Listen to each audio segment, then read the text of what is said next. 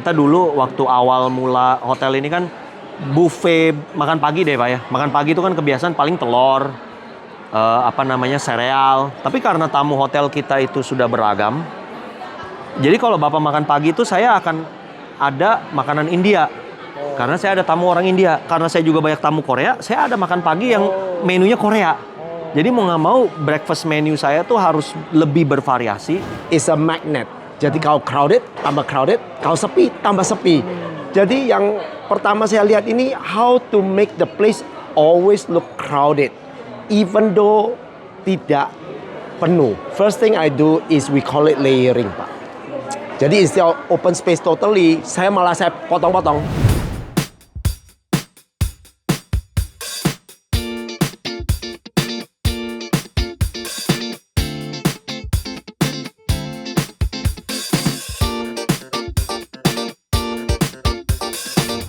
Oke, sahabat Sinergi, sekarang saya ada di restoran Asia di Ritz-Carlton Mega Kuningan.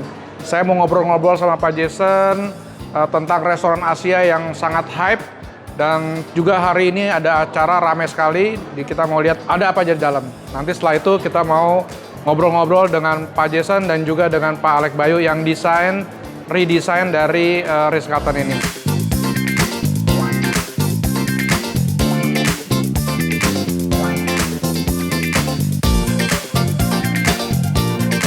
Oke, Pak Jason, mau tanya sedikit nih Pak. Ya Pak. Awal mulanya Ritz-Carlton ini bagaimana nih Pak?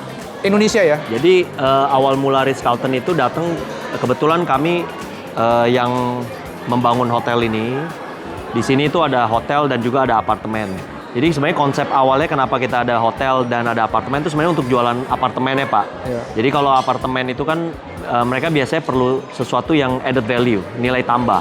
Jadi kami introduce ada hotel Ritz-Carlton gitu. Tapi karena waktu itu apartemen sudah sold out, akhirnya karena ini tetap kita kan nggak bisa cuma jualan untuk nama doang Pak. Akhirnya ini benar-benar bisnis yang kami dalami, di day to day-nya kami involve sekali gitu. Ini Bapak sebagai komandan perang di sini, apa Bapak turun tangan langsung atau bagaimana nih ceritanya Pak? Jadi sebenarnya kalau dibilang komandan sih enggak Pak, karena saya masih punya bos saya lah di atas saya. Saya hanya membantu lebih ke day to day Pak. Jadi lebih keseharian saya bantu tuh untuk memantau lah kegiatan operasionalnya seperti apa. Jadi seperti kayak restoran ini saya turun tangan langsung, misalkan mencoba makanannya, mencicipi makanannya tuh supaya kualitasnya tetap terjaga. Yang nggak enak kita improve, yang enak tetap kita jaga. Dan sekarang kita lebih fokus tuh maunya lebih banyak variasi Pak. Jadi nggak cuman itu-itu aja. Kalau orang kan sekarang apalagi dunia F&B kan sangat berkembang pesat. Jadi kalau makanannya itu-itu aja, orang mungkin agak males kembali ya. Makanya kami mau nggak mau setiap sebulan sekali kita adain acara sesuatu, mungkin temanya kita ganti gitu. Jadi kayak bulan lalu kita baru ada travel day, travel month lah kita bilang tuh. Jadi hanya untuk weekend.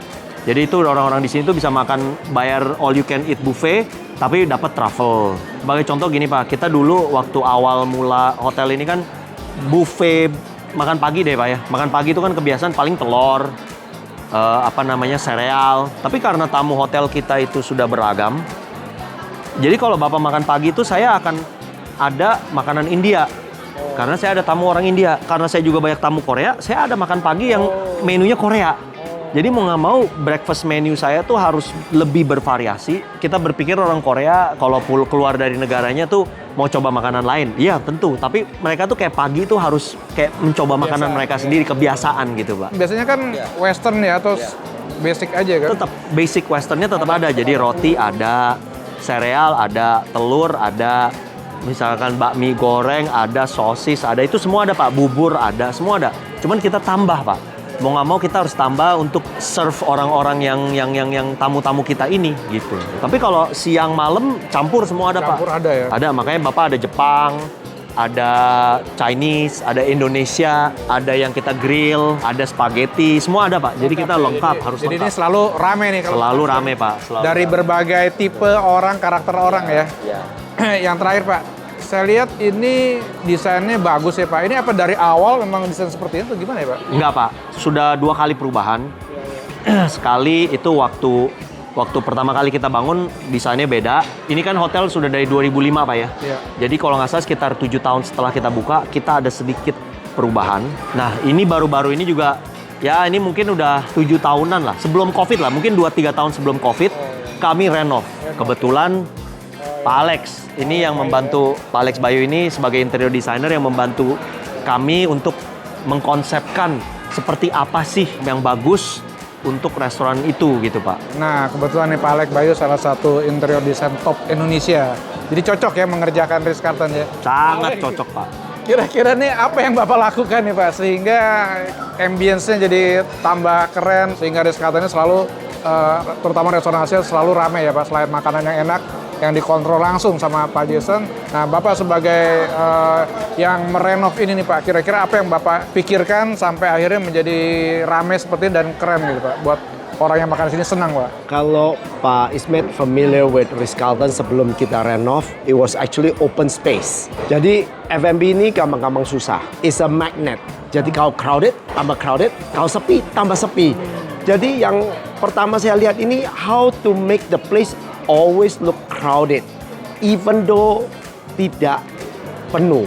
Karena kita bicara all day dining Pak. Ini momennya tuh bisa naik turun. Ya kan? And it's not easy. First thing I do is we call it layering, Pak. Jadi instead of open space totally, saya potong-potong. The game is like a dam air, Pak. Jadi you buka as necessary. Kalau enggak, saya bisa tutup. Dan kedua, dengan segmen begini, Bapak bisa atur berdepati satu segmen. Bisa ada berapa grup happening as a booking. Itu pertama, we do. So we call layering. Dan saya juga menggunakan konsep Ritz-Carlton, everybody know. Ritz-Carlton is not a minimalist hotel. Jadi I need to bring that traditional, at the same time saya perlu the today contemporary to fit in today punya market, right? So you can see that there's actually mixing these two. 7 years ago we are working on that. Jadi kita udah try to blend traditional with modern into that. Selecting color. I mean zaman dulu you can see that the chair satu warna, kita udah 2 warna. Sekarang mobil barusan 2 warna. So kita udah go into that trendy position at that moment. Ketiga was lighting. How you bring the lighting ambient into, karena F&B is not a bright flat market. You need mood to eat lah ya. Dining all that, makanannya juga harus kelihatan lebih enak when you look at it, appetizing lah. Dan last one, I do put insert tanpa you sadar ada something called reflective surface Pak. So we multiply the people. So you are 10 people, you look like 20. So as a designer, a lot of time we call ourselves magician, Pak. We are not dukun. We using trick. We use trick psychology, we use trick eye, we trick human behavior. Ini yang kita use to counter the problem in the room lah. Satu, kita biar nggak kelihatan kosong melompong, we group them. Then we layer them. When you do that, reflecting surface ini membuat shadow-nya nambah. Jadi kelihatannya selalu full. Always full. Now when it full, it get more fuller. It's human. You lihat antri, tambah antri. You lihat kosong, tambah kosong. It's just like that. Nah, terus kalau pemilihan, saya lihat kaca-kaca ini ada terbuka, tertutup ya. Itu kira-kira apa yang ingin Bapak capai ya? Jadi we do is a certain angle. As I say, kalau saya kaca semua, it looks like very Chinese restaurant. So what we do, we insert them. Dan kaca ini juga bukan bening Pak, it's tinted. Jadi what it does, kayak Ray-Ban, tint down. Satu give a little bit more refreshing, and kedua more contemporary. That is the trick of the eye lah we do. Jadi memang kalau semua gua kasih, kebanyakan. So we need to know where is the trick of the eye, di daerah mana yang kelihatan, dari mana yang perlu. Jadi dari orang mulai masuk, where mantul, where when I sit, where do I see? Dan gak boleh kebanyakan Pak. Kalau kebanyakan malah jadi norak. Betul. Right? So it's about balance lah. Oke, terima kasih nih Pak Jason, Pak Alex Bayu. Semoga kayaknya sudah banyak ya restoran-restoran yang Bapak bikin ya. Restoran-restoran besar. Soalnya udah top. Oke, tinggal nanti teman-teman dari Sinergi dan teman-teman yang lain direkomendasi ya sama Pak Jason ya. Sangat direkomendasi sama Pak Jason untuk memakai ilmunya Pak Alex Bayu. Keren. Oke, terima kasih. See you. Sampai ketemu lagi Pak Jason, Pak Alex Bayu. Terima kasih.